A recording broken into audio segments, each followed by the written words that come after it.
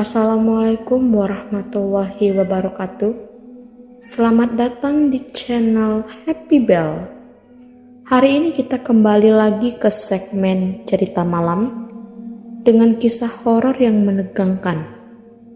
Saya akan membawakan cerita yang berjudul Perjalanan Pulang yang Mencekam. Ketika malam itu tiba, suasana di rumah menjadi semakin hening. Satu-satunya cahaya yang menyinari kamarku adalah cahaya temaram dari lampu tidurku. Aku mulai merasa kantuk merayap perlahan, tapi tiba-tiba terdengar ketukan lembut di pintu depan. Segera saja aku menengok ke arah pintu dan melihat melalui celah gorden jendela. Hatiku berdebar saat melihat sosok adik perempuanku, Rani, berdiri di luar pintu. Aku segera membuka pintu dan berkata, "Rani, kenapa kamu pulang sendirian?" Ayah dan ibu pergi ke rumah kakek nenek. Namun Rani tidak menjawab. Matanya kosong, hampa, seolah-olah tidak ada kehidupan di dalamnya. Suasana menjadi semakin aneh saat dia tetap diam dan hanya berdiri di sana. Tanpa kata-kata, Rani akhirnya masuk ke dalam rumah dan berjalan menuju kamarnya dengan langkah gontai. Aku mengikutinya dengan hati-hati, merasa semakin cemas dengan tingkah aneh adikku. Begitu dia masuk ke dalam kamar, pintu kamarnya dengan cepat terkunci rapat. "Apa yang sedang kamu lakukan, Rani?" Tanyaku panik melalui pintu. Tidak ada jawaban dari dalam kamar. Aku mencoba membuka pintu, tetapi tidak bisa. Rasanya seolah-olah ada sesuatu yang mencegahnya. Aku memutuskan untuk kembali ke kamarku dan mencoba meredakan ketegangan. Beberapa menit berlalu dan aku merasa semakin mengantuk. Aku memutuskan untuk tidur. Tetapi sebelum mataku terpejam, ponselku bergetar dengan pesan WhatsApp masuk. Saat aku membacanya, aku terkejut. Pesan itu berasal dari nomor ayahku dan isinya sangat aneh. Kami bertiga, ayah, ibu, dan juga Rani akan menginap di rumah kakek selama 2-3 hari. Kamu baik-baik saja di rumah ya. Aku merasa semakin bingung. Jika ayah, ibuku, dan Rani di rumah kakek, maka siapa yang ada di sini bersamaku? Aku tidak tahan lagi dan mencoba membuka pintu kamar sosok Rani tadi, tetapi tetap tidak bisa.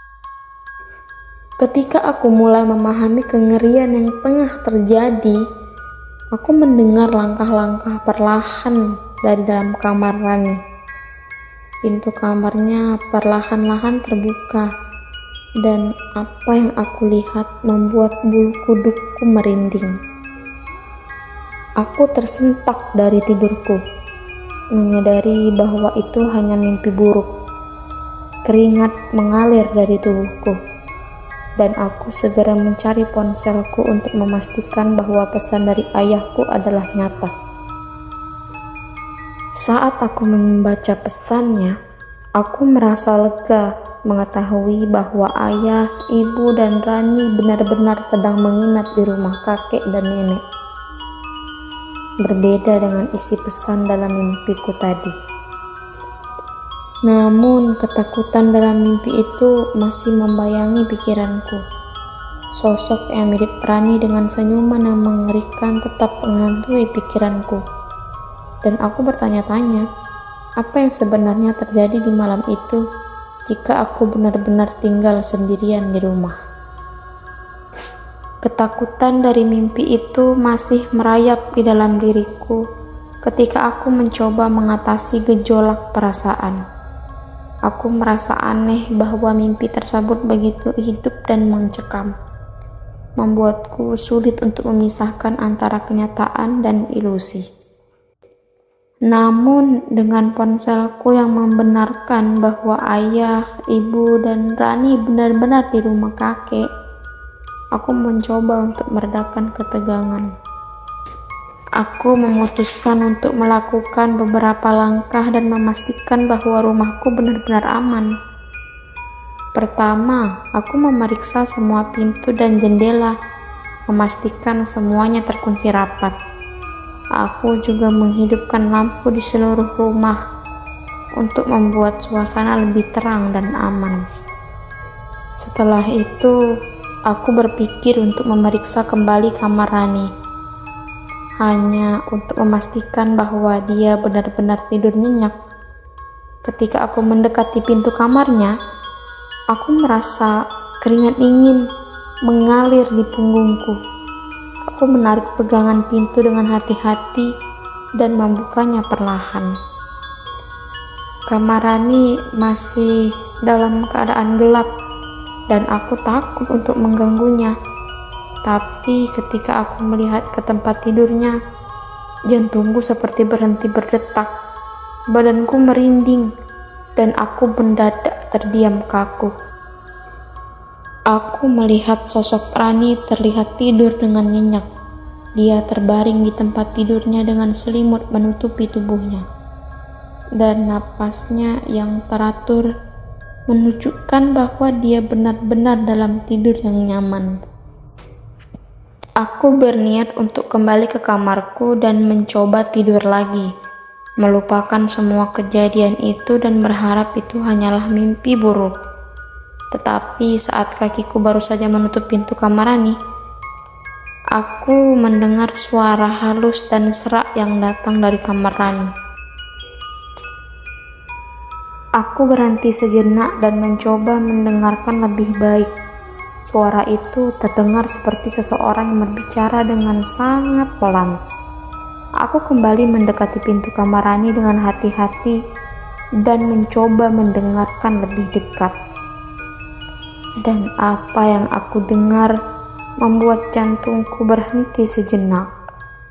Suara itu datang dari Rani, tetapi apa yang dia katakan sama sekali tidak masuk akal.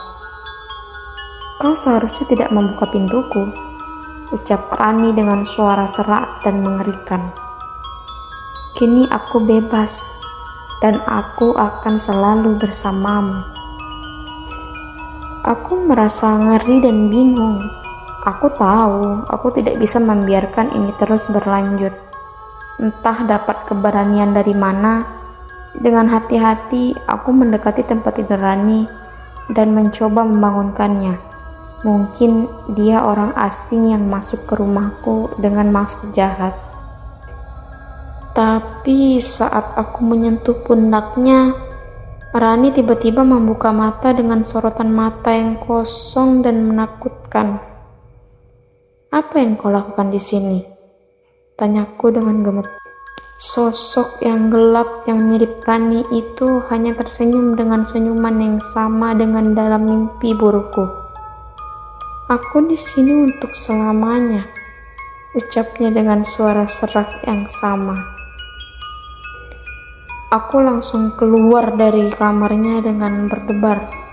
Sesuatu yang tidak bisa dijelaskan sedang terjadi, dan aku tidak tahu apa yang harus aku lakukan. Aku bergegas keluar dari rumah dan berlari ke rumah tetangga terdekat, mencoba mencari perlindungan. Malam itu berakhir dengan aku bercerita kepada tetangga tentang apa yang terjadi di rumahku.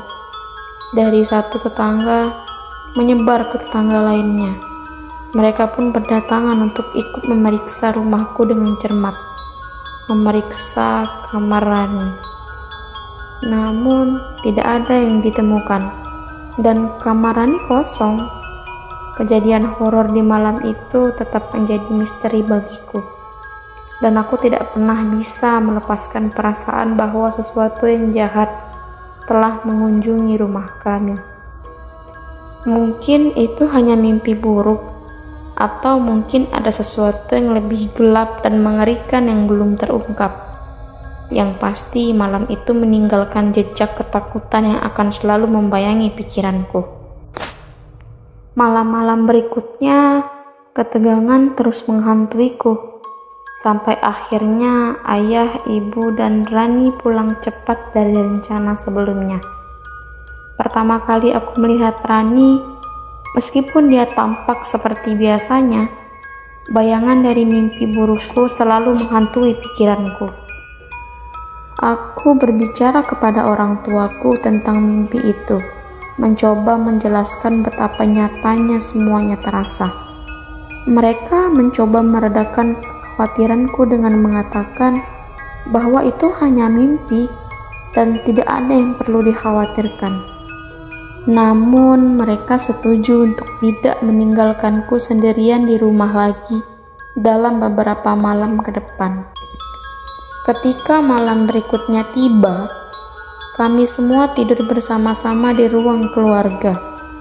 Meskipun demikian, aku masih merasa tegang dan sulit tidur. Tetapi malam itu, sesuatu yang sangat mengerikan terjadi. Ketika kami semua berbaring di sofa, tiba-tiba lampu mati. Suasana tiba-tiba menjadi sangat gelap dan sunyi. Kami mencoba menyalakan senter, tetapi senter juga tidak berfungsi. Panik mulai merasuki kami, dan kami mencoba untuk tidak berteriak. Kemudian aku mendengar suara langkah-langkah perlahan yang mendekat dari koridor menuju ruang keluarga. Suara itu sangat lemah dan seram, membuat kulitku berbulu. Aku memperhatikan bahwa Rani juga mendengarnya dan dia memelukku dengan erat. Tiba-tiba sebuah cahaya samar muncul di ruang keluarga. Itu cukup untuk melihat sosok yang berdiri di tengah-tengah kami. Itu adalah sosok yang mirip Rani. Tapi ada sesuatu yang sangat salah tentang dia. Matanya masih kosong dan dia tersenyum dengan cara yang mengerikan. "Kalian seharusnya tidak membawaku kembali," ucapnya dengan suara seram. "Kalian telah mengganggu aku."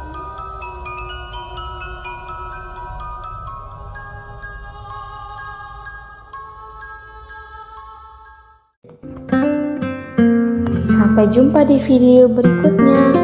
Jika teman-teman menikmati kisah horor ini, jangan lupa untuk memberi like, komen, dan subscribe. Dan jangan lupa bagikan video ini kepada teman-teman yang lain yang suka kisah horor. Jangan tidur terlalu larut malam ya.